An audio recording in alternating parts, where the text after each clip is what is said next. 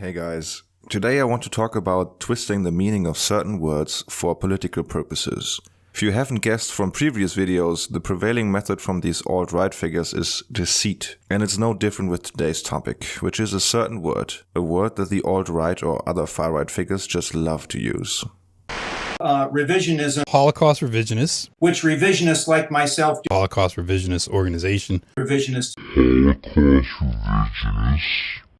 Now, what does revisionism mean, and why would the alt-right have an interest in using it? It sounds very scientific and gives the person using it the look of someone who knows what they're talking about. The context you hear this word in, at least from the far right, is usually the Holocaust, as in Holocaust revisionism.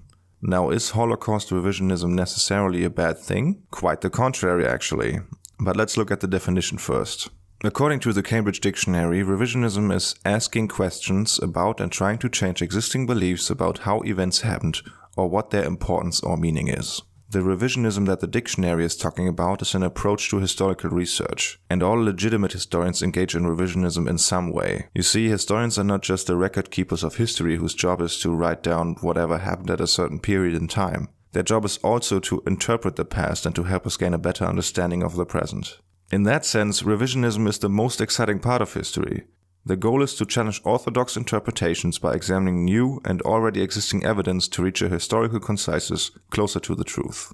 Revisionist historians ask new questions and seek to reach new conclusions. This is an insanely important tool for society to properly understand its history. Similar to when a chemist reruns a previous experiment to affirm its validity. When revisionism is done correctly, it can help us see the past in a different light. An example of this would be the popular cliché that the World War II buffs of you will be very familiar with, namely that Nazi Germany only lost against the Soviet Union because the Soviets had a seemingly endless supply of disposable soldiers. Of course, the German tactics and equipment was way superior than what the Soviets could deliver, but what can you do when you are hopelessly outnumbered? This was the prevailing narrative for quite some time after World War II and stemmed from the fact that Western historians heavily relied on the accounts of German generals when learning about the war in the East. It took some time for this to be overturned, and historians got access to material that showed that some of the best generals in World War II came from the Soviet Union. So as you can see, not accepting the past as it is already written can be very beneficial. To gain new insight in a historical field, a historian has to engage with the work of previous historians, and either build on that or discard it and explain his reasoning for that or what he believes to be correct. Now, what has this to do with the alt-right? Well, they know that revisionism is a genuine historical practice, so they try to hijack the term to make their version of history seem just as legitimate as what real historians offer. What drives the native through their usage of the word, though, is that all revisionism is based on certain undisputable facts. And this might become clearer when I give you an example. I think it's safe to say that a big motivator for the appeasement policy towards Hitler prior to World War II was the carnage caused by World War I. France and Britain were still recovering from the previous conflict that churned up millions of their citizens and a large part of their wealth. This, among other factors, is why they were so lenient towards Hitler instead of turning down his demands and threatening him with force. Now, what revisionism in this context might look like is if a historian would go back to examine the evidence for this claim and together with some new evidence come to the conclusion that the reason for Britain's and France's tame attitude is a different one. For instance, that they felt bad for the measures imposed on Germany after World War I and wanted to make up for that. Then this claim would be reviewed by other historians and so on until a new conclusion is reached or the previous one is affirmed.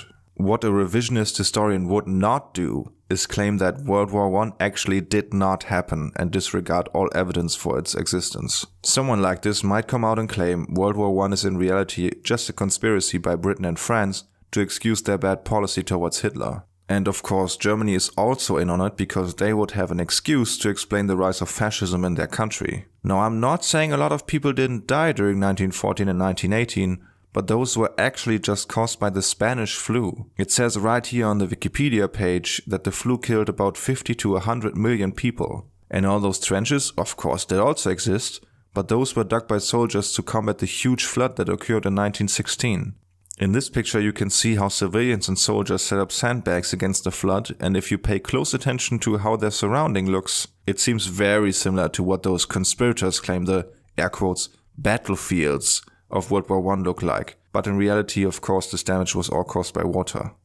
Now, naturally, all of this is a bunch of nonsense, but this is exactly the way Holocaust deniers construct their narrative. They use the term revisionism for this to keep up the facade of a group whose only objective is to pursue the truth. Simultaneously, the goal is to undermine the audience's trust in Orthodox historians and ultimately to buy into the narrative of a Jewish conspiracy.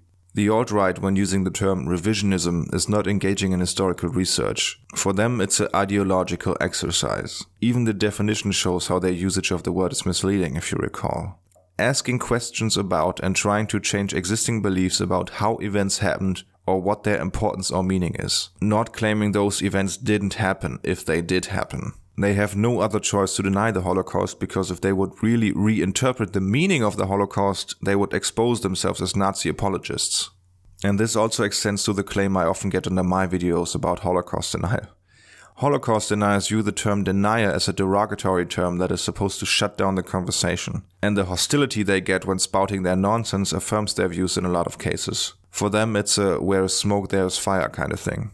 The truth doesn't fear investigation, so if the Holocaust happened, why can't you question it?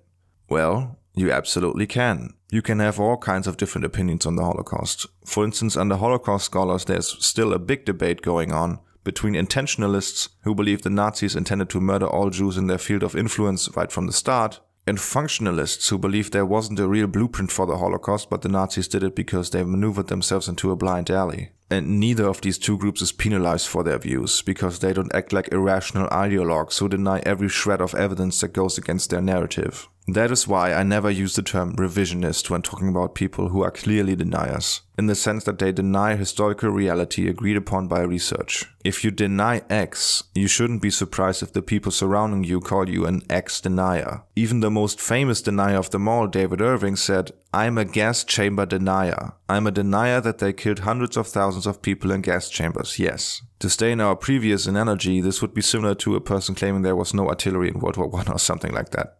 When making such unfounded claims with no regards for evidence, you're putting yourself outside the academic field of historical revisionism, and you can't be surprised if people don't want to engage with you about your wild fantasies that stem from bigotry. So when someone goes the extra mile to point out they're a revisionist, proceed with caution. Legitimate historians usually don't use the word to describe themselves anymore because of the negative connotation it got from fascist crackpots. This advice goes for all kind of revisionism, by the way. Although this video is about why the alt-right uses the term, there are all kinds of, air quotes, revisionists. There are self-described revisionists who believe the Chinese discovered America, or that the city of Atlantis is real, or that the man-made famine which killed several million Ukrainians in the early 1930s is a hoax or wasn't caused or significantly worsened by Soviet policy at the time.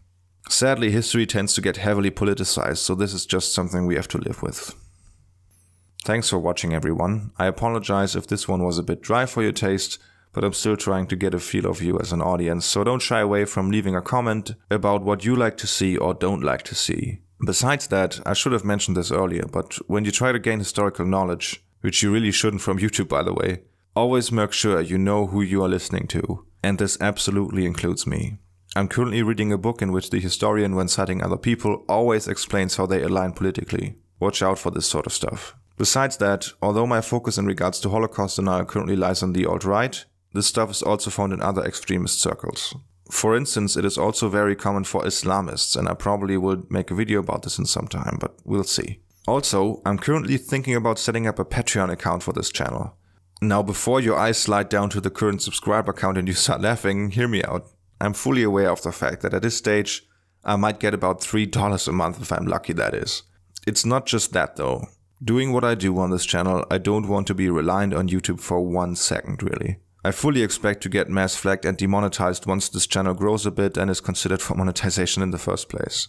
Case in point would be a YouTuber called Miles Power, who debunks all kinds of stuff on his channel. Recently he announced to debunk the most popular arguments of Holocaust deniers, and has now stopped after his second video on the subject. Not only is the topic really depressing for him and deniers won't change their minds anyway, but his first video that he ever did on the subject got flagged for hate speech. So it would be great to worry about that stuff a bit less when deciding on future topics. Besides that, it would be a cool opportunity to engage with you guys a bit more and doing live streams or Patreon only content or other rewards. I'm still a bit of a newcomer to all of this, so feel free to tell me what you think. Now, if you stayed around to hear me ramble on, I once again thank you for watching, and if you like, subscribe and follow me on Twitter.